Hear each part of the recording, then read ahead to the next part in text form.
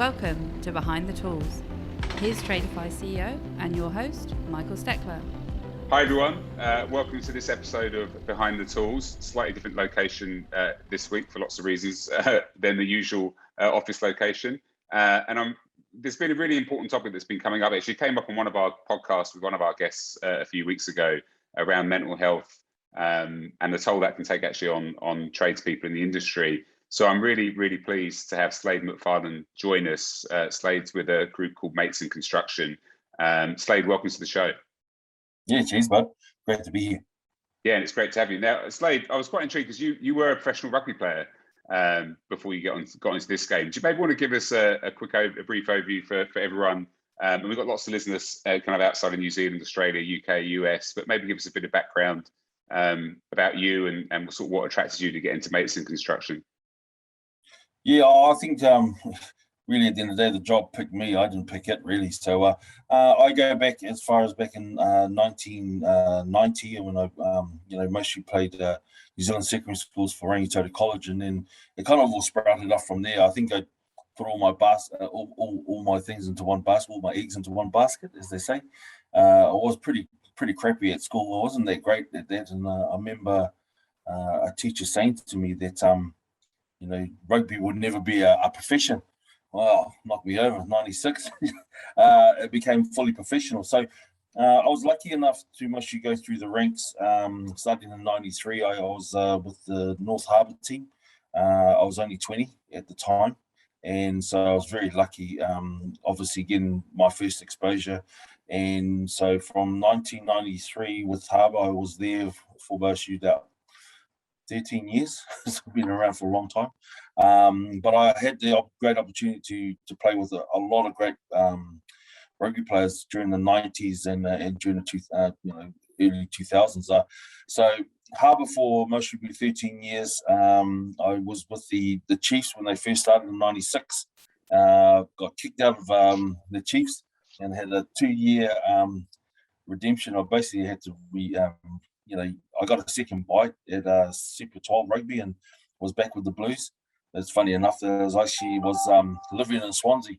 So I was actually in between seasons. So Dunvin was where I was, and then I got a phone call around about 1 o'clock in the morning from the Crusaders and asked me to come back to New Zealand. So that was my second bite at the actual Super Rugby. Came back to Canterbury, Crusaders, and we won the championship in 2000.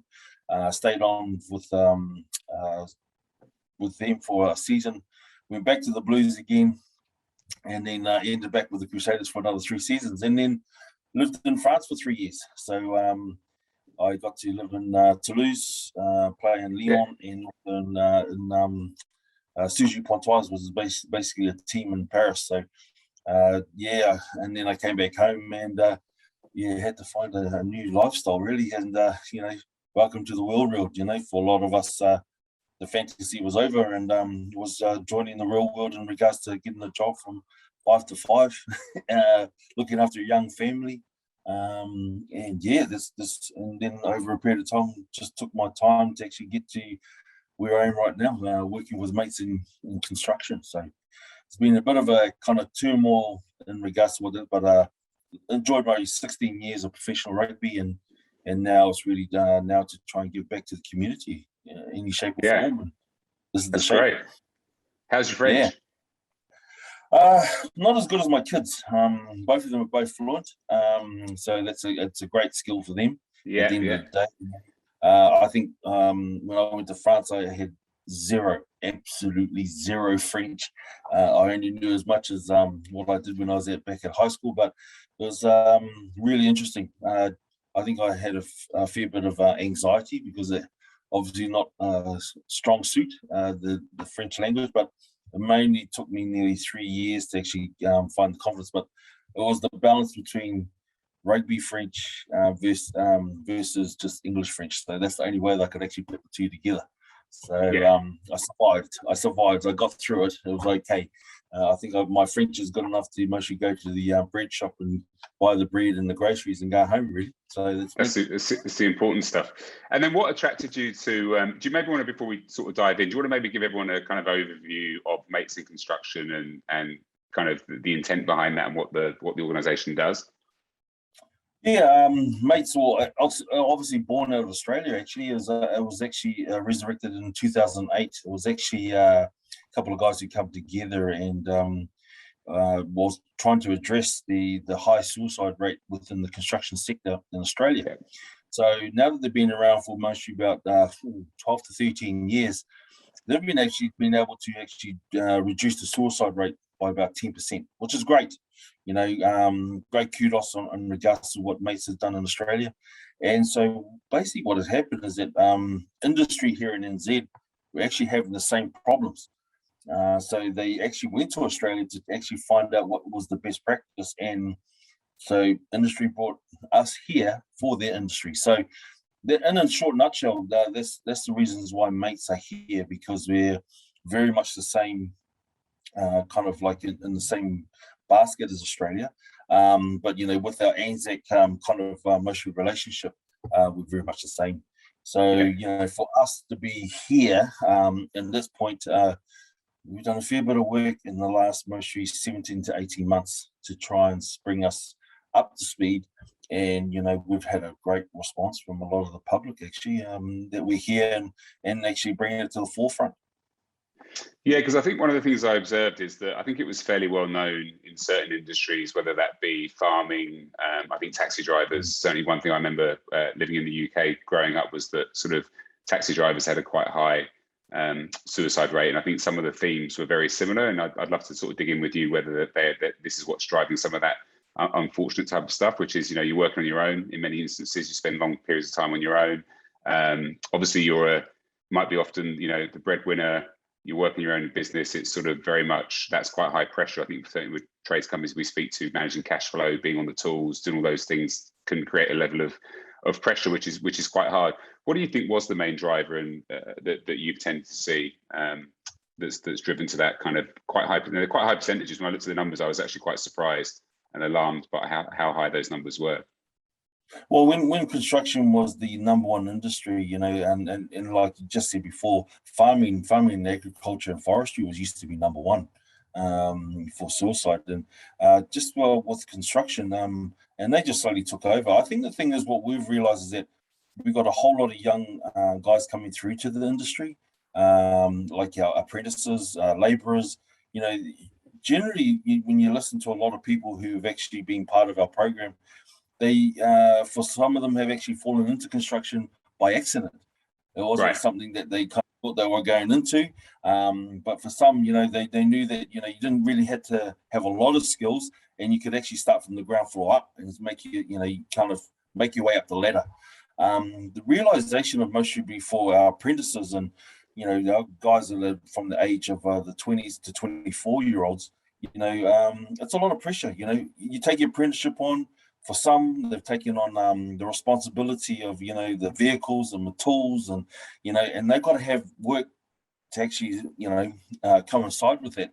And what we realize is that the industry or construction itself, the pressures are internal. So, when you sign up for construction, you sign up with all the rest of it that comes with and the pressures of, time frames and, looking after your budgets and things like that. And, dare I say it, you got to try and mix life with the actual industry that you're in. And then we got mostly another sector that mostly is quite high, and mostly the size is suicide, is mostly our 45 to 49-year-olds.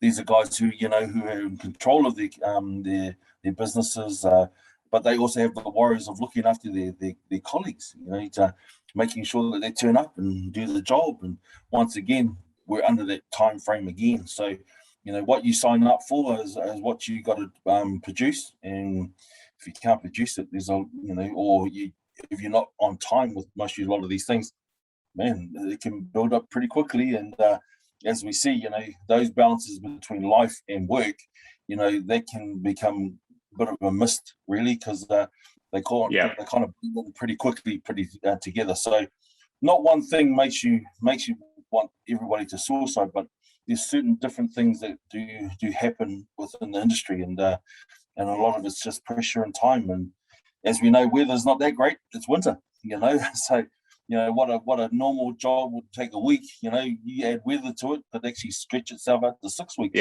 So yeah. there's a lot of fundamentals that can change that whole process very quickly. Yeah, it's interesting that you say that there's a sort of two ends of the continuum, really. There's sort of the entry-level employees who are struggling for different things because they're new, maybe haven't had the support to understand how to deal with that pressure. And at the other end, there's the person that's kind of running the business, right, which is another whole different pressure.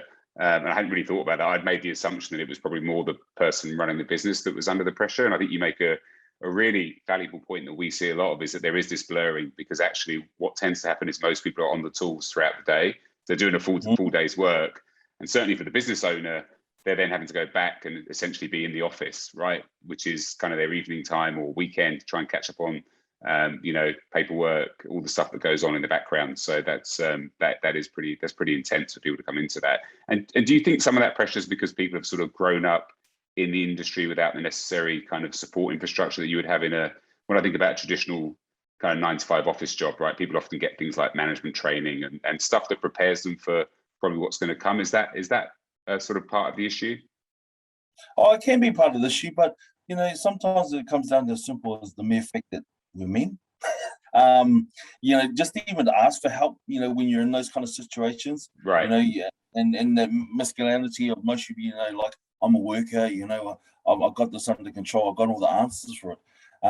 Generally, we don't sometimes, and we try to get ourselves through a phase of what that looks like. And it doesn't make it any easier when you definitely keep dealing with what we're just dealing with now with COVID. We get into a lockdown situation. Right. The country's in lockdown for the next 7 days, bar anybody outside of Auckland, so 3 days for them, that might be okay. But the thing is, what things that we can't control is that, especially, there could be the great possibility these could be extended out. We say Auckland will be under lockdown for 7, could end up being 14 days. So we just don't know what's coming. And then that adds to our anxiety, because the workload that we're all under to make sure that we hit these projects on time, is immense. And we congratulate those people who do all that work and get it on time to get those accolades. But when you're looking behind the scenes, there's a whole lot of stress that sits there with it, to get them there. Yeah, you make a good point about COVID. That's definitely added. I think for all pretty much across the world, right? For lots of tradespeople, they've been able to work. Then there's been these more severe lockdowns where they're not able to work. And you're right, in the middle of a job that you expect to finish in 4 weeks, and suddenly you can't work for 4 weeks. Then there's a knock-on effect in terms of paying employees. There's cash flow. There's all those things that go with that. So that is definitely. And have you seen an upswing, or have statistics sort of got worse in that period, do you think, due to COVID? We're still waiting on the stats, really, because we work from a calendar year from June to the new year. So we've only just finished June, so we're just waiting on exactly the play out of what COVID has done. So until we know exactly what that looks like, but you kind of have it. You don't want to be want to think the most negative about what that looks like, but the great possibility is they could have a massive play in it. So we're trying to think positive, but because when you have these lockdowns, generally everybody's together. But in the hindsight of things, there is a lot of people out there that are actually living by themselves. So we don't know exactly how that looks like. Some guys have. I remember when I did my 5 weeks at lockdown, I was doing videos every day, and I had guys come to me and say, "Man, I'm so happy we had these videos, because that's what I was looking forward to every day, of these different things." So, we play a massive part in regards to just trying to keep people informed, but also, for some of them, it was like their touching of reality, because, not a lot of us can get outside and do the things that we'd like to do, but some aren't having those kind of communication lines with someone that's immediately there with them. A lot of it's done through this medium, so it's been a massive eye opener for me personally. Yeah, no, I think that's across the board. I mean, we even see it within our company. I think when there's a lockdown, you underestimate there's people that have small kids and are juggling in that respect, but actually there's those people that then are on their own, don't have a bubble, and that's it. They're on their own for quite a long period of time, and that is quite a big thing to deal with. And sort of you touched on this being partly driven by the fact that I don't want to paraphrase what you said, but that there's a lot of men in trades companies predominantly still, and that's sort of tend to be more vulnerable because they're not speaking to people or being open about maybe what they're wrestling with. Is that still do you think the main driver of most of this stuff? And that's what I used to hear about the farming industry and other industries like that. Is that the main driver still, do you think? I think so. It's a masculinity in regards to emotionally, well, I mean, if I ask for help, man, people are going to think I'm soft or there's something wrong with me. But I think the masculinity has been around for such a long time. It's been installed in our cultures ever since war. You look at it. Our forefathers, who've been to war, never talk about it. So that's been a tradition that's basically passed down to a lot of our males. And it's actually arisen in mostly in our work ethics of what we do things, and it's created a lot of pressure because we realize that some of our men and women out there sometimes struggle just to ask for help and are suffering in silence. So we don't know until we know what that looks like. And the hard thing about suicide is that and the tragedy about it is that we all seem to know something, but only until after the fact, So right. Usually we talk and people start going, oh, gee, I didn't even realize he was going through that, or whatever that may look like. But the thing is that for ourselves, as in most human basic needs that we look at is that if it's someone that we know, we usually take the guilt on. We don't, right. We take it on our board because we say to ourselves, man, we should have done better, or I should have noticed those warning signs. So, we're all about just trying to make sure everybody's inclusive, but understanding what the skills or what we're looking for is those change in behaviors. Because, for one thing, I've always said to our team, the new people I stand in front of, I don't know you from a bar of soap, but I know someone here in this room knows who you are. So if we can take an interest in the person that's right beside us, the left or right of us, in the trenches that we work in, then we're doing really good work in regards to mostly looking after a lot of our workers on the front line, and it just takes one of us to notice, if our mates struggling. That's all it takes, and that's all we try. Is just get that person to spot it. And do you want to maybe walk through Mates in Construction and how you approach this and how you work with companies and people to sort of make those changes? Yeah, I think all we're doing is that we as field officers, we're no different to the pressures that everybody else is feeling. I think the thing is what we're trying to do is one of the hardest things for us males is actually being vulnerable and realizing that these things are real and they're happening. So what we do effectively when they come on board, we do a general awareness training. So we try and make the guys aware. What we do say is that, our particular problems are only unique to us, not one size fits all, because everybody has different things that they're going through. What we are saying is that, let's take an interest in our mate right beside us. If we can just do that, I'm not asking you to save the world, If you can look after the mate that's in the trenches with you, because there's that general feeling is this: you will work with that guy that's beside you 8, 10, possibly 12 hours a day. You will know that guy better than some of your own family members. So if we take an interest in him and he takes an interest in you, then hopefully if you see the changes in behavior, that you can step in and say, hey, mate, you're not yourself today. So what's going on? And that, that if you can have that real conversation, and sometimes ego and pride can get the best of us, because, when someone says, hey, mate, you don't look good. No, I'm all good, mate. Don't worry about me. That pretty much generally tells me that there's something up. There's something up, yeah. We actually ask our guys to actually take a little bit more. We got to probe better, because when we get a negative response, especially from our mate, we kind of like, okay, we better not probe anymore. I might end up having a fight here. But it's just the mere fact that you care. That's what we're wanting to do. And if we can do that level of care, just looking after the guy in the trenches that you're with, then we're winning. As far as I'm concerned, we're winning. Because hopefully you can have that dialogue at the end of the day and say, hey, even if you are joking, hey, mate, how are you going? And he goes, oh, mate, I'm not doing too well. Oh, okay, then what's going on? Because that's what you'd do. If that was your best mate, you'd do everything in your power to make sure that he's okay. And that's where we're trying to just get our guys to probe better. When we say it in the front of a group and a lot with ladies in the room, we say, hey, we've got to take a leaf out of our females' books because they're good probers. Okay, they probe, they ask questions. For men, when we hear someone probing, especially our partner, we call it nagging, but we just got to get over that. The thing is that if we can do these things better, then we're going to save a lot more lives on the front line. So we don't lose a guy going through the cracks or the mere fact that we have these conversations and some say, hey, we didn't even know it was even happening, but we know that but someone does know. If a little bit of information, it can go a long way to try and help their situation.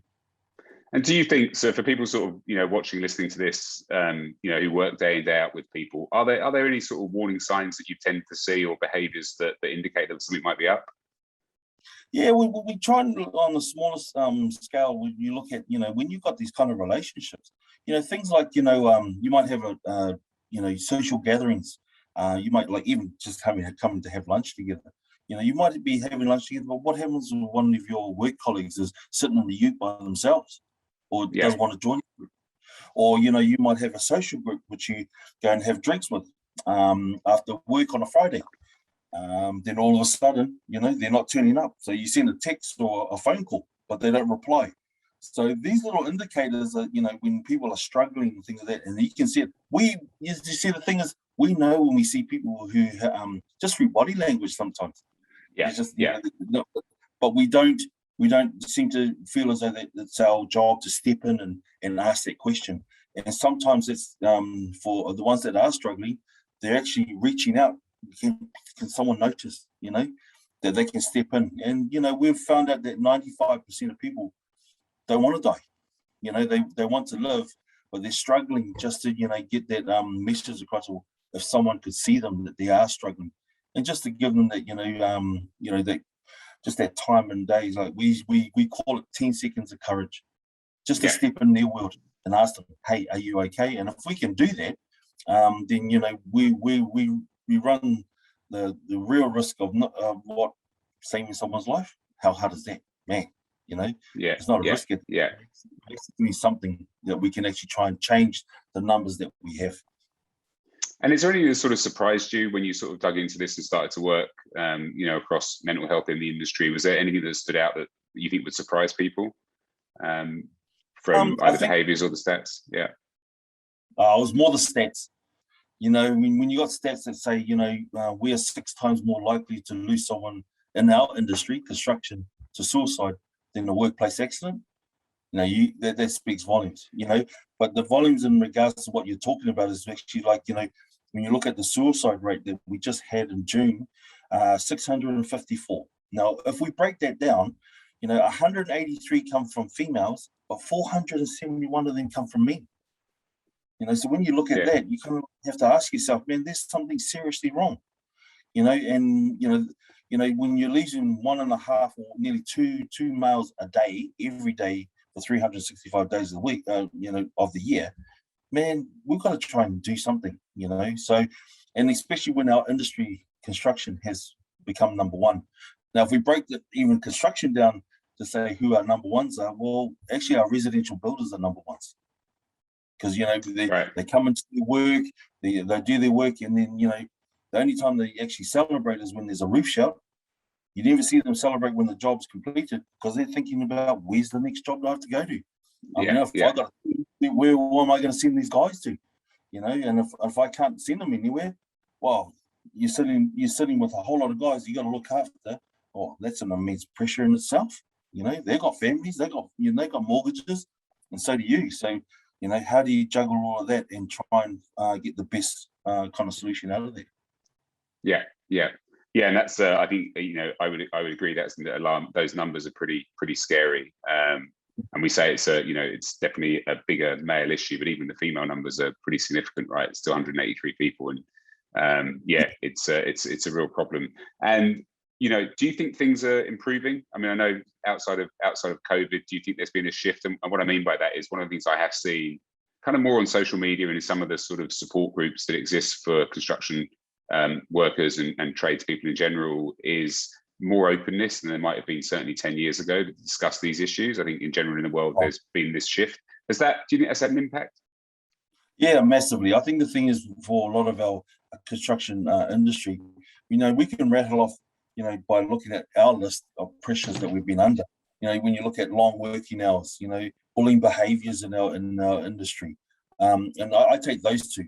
So we know that our workers are working from stupid o'clock to stupid o'clock.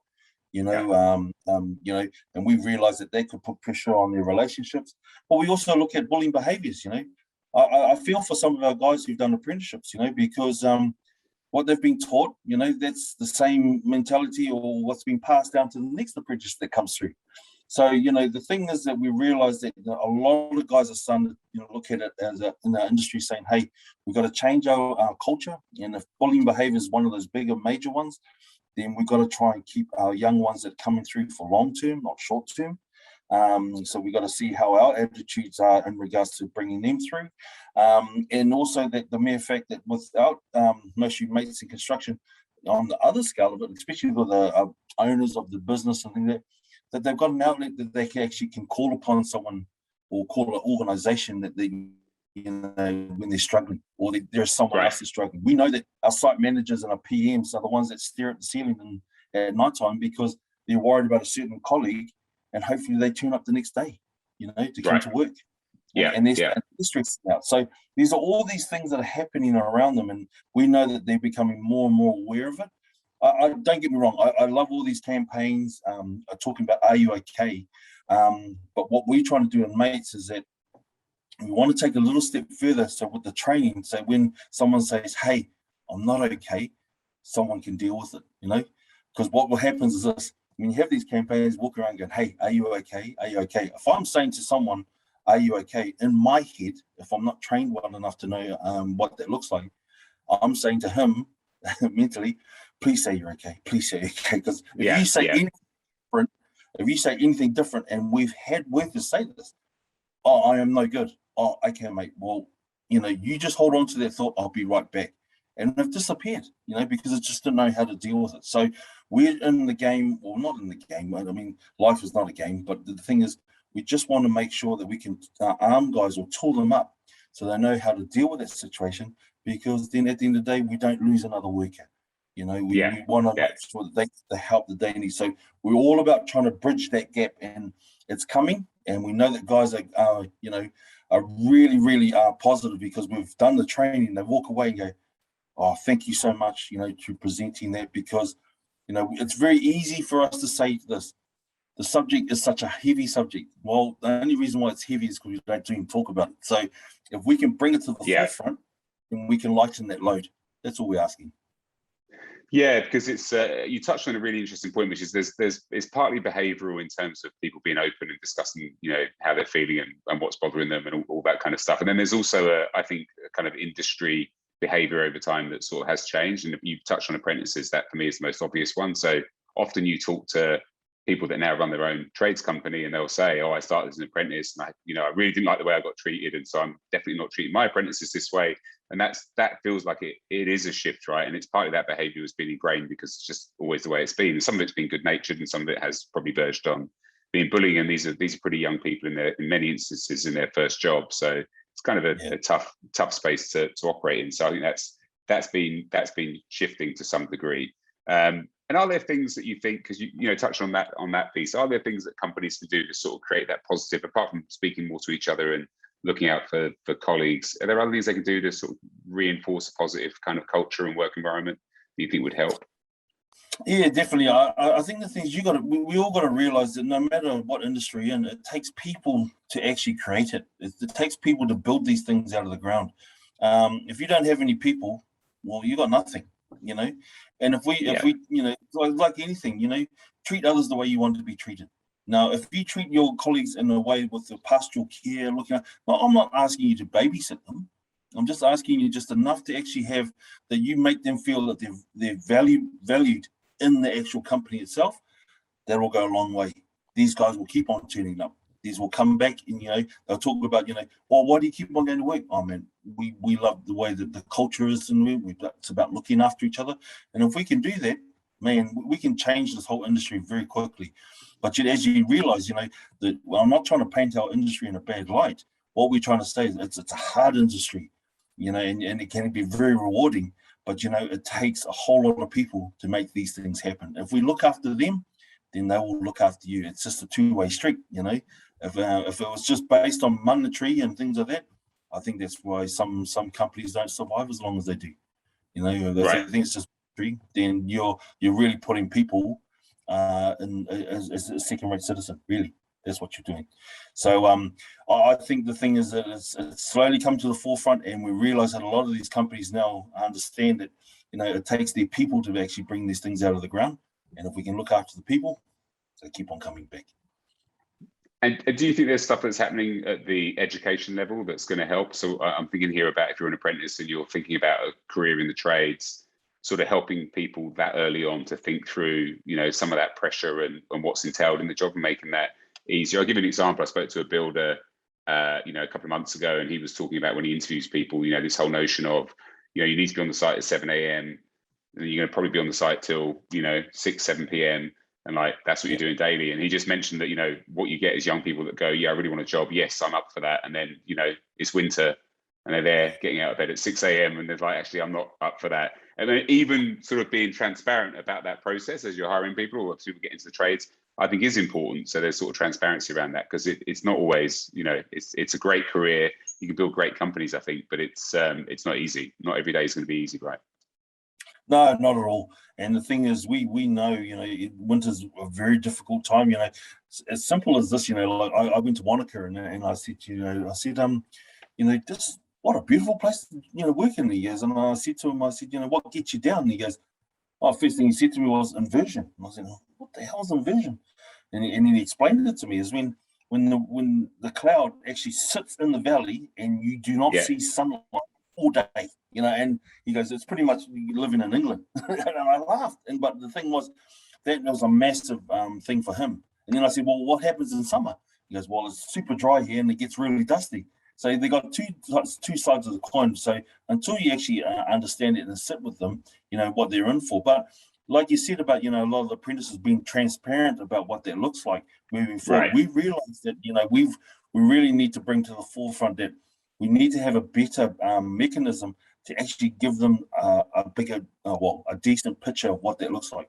So what we're finding out with mates is that we want to try and introduce a 2-day apprenticeship program, which actually gives them highlights, about suicide, but also about the other things about like relationships and what does a sole trader mean, and what does it mean when you get all these things on tick, or we put them on, on these finance companies, what does those pressures look like? Until we actually give them those kind of pitfalls, we can have these guys around for longer so they understand exactly what they're getting themselves into. So we know the importance. We know that's really good. And I'm glad that guy's actually giving them a really eye-opener saying, hey, these things aren't the way they usually are.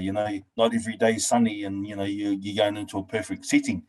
So it's just really giving them an overall basis of what that looks like. So they know what they're in for. And we know that, you spend a good 15 years of your life doing this, and you can really, get up the ladder pretty quickly and realize that, you set a pathway for yourself, but it's just understanding what those trap doors that we go along as the career goes on. So, and that's effectively, I like that, the idea of what's going on.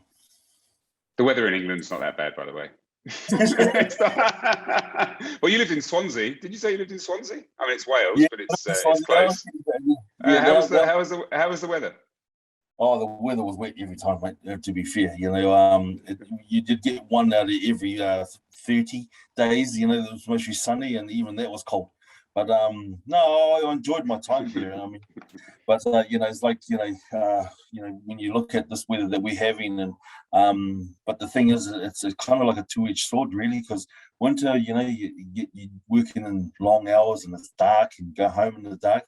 But we know that the engine is just rumbling, because once the weather changes, man, the whole industry just goes into an absolute up ramp. So when fine weather comes. We want things to be banging away, so we know that the engine goes into another level when the summertime comes around. Yeah, no, 100%. And then the other sort of, ultimately, I guess mates and construction measures itself on, I think it shouldn't just be about stats, but I presume you sort of, you said you publish those and look at those on an annual basis. Is that the ultimate goal, is really about education and seeing a shift in the industry? I think that the biggest goal is that the industry becomes self-sufficient, with the skills of where they can actually they're really looking inward and actually understanding what that looks like and looking after their crew. Ultimately, that's what we're trying to look for, so the industry itself is saturated to the point where it's self-sufficient, that it can actually look after itself. They understand that, the training that they go through with the inductions, that, this is what it looks like when colleagues not traveling too well.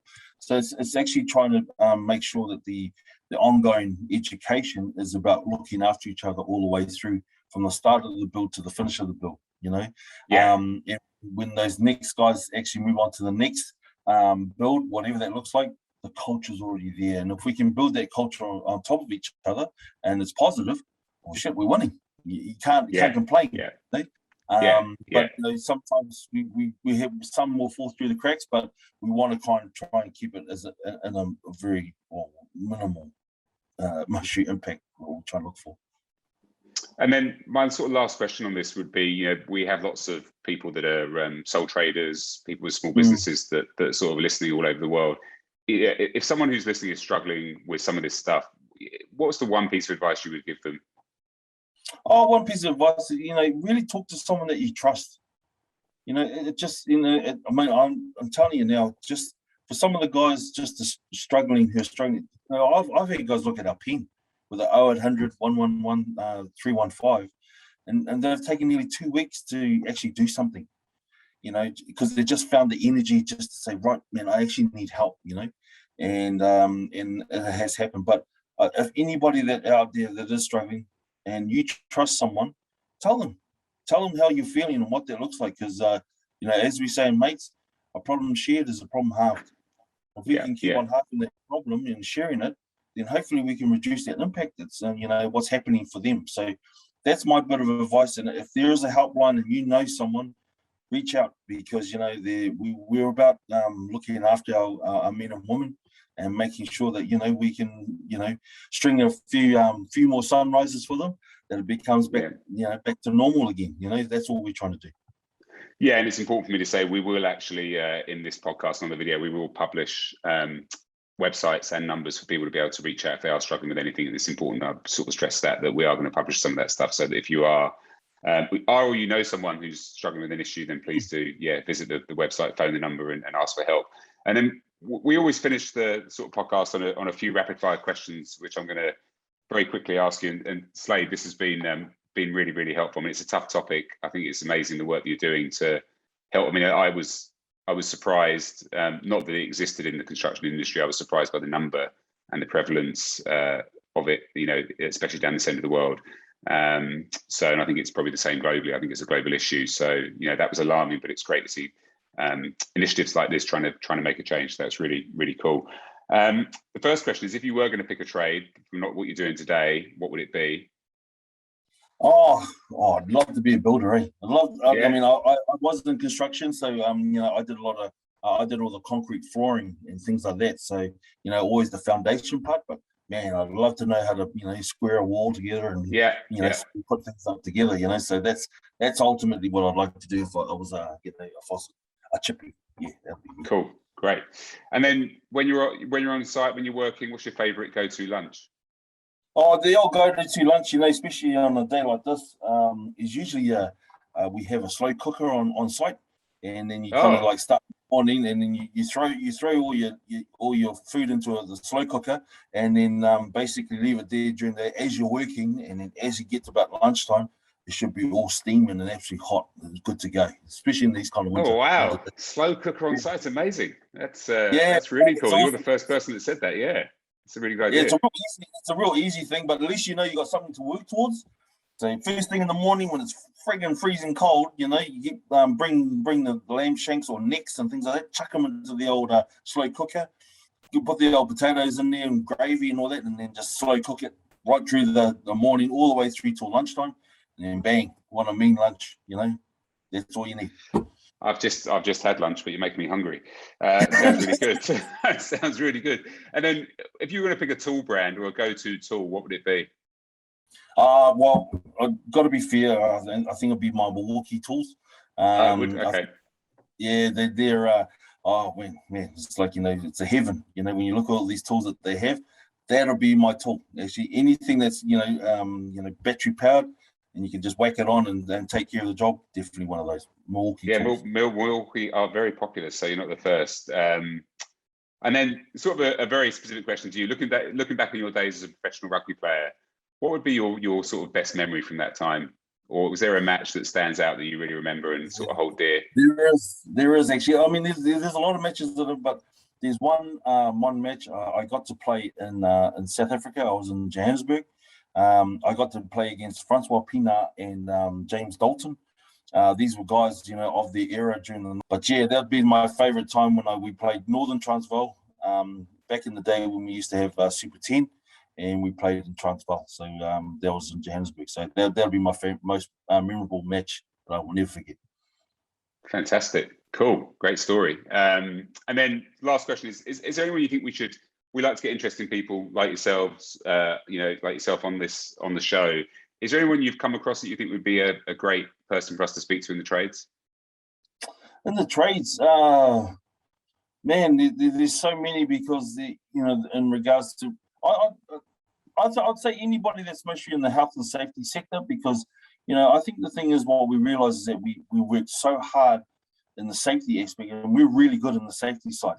It's just the health side that we're really struggling with. Yeah.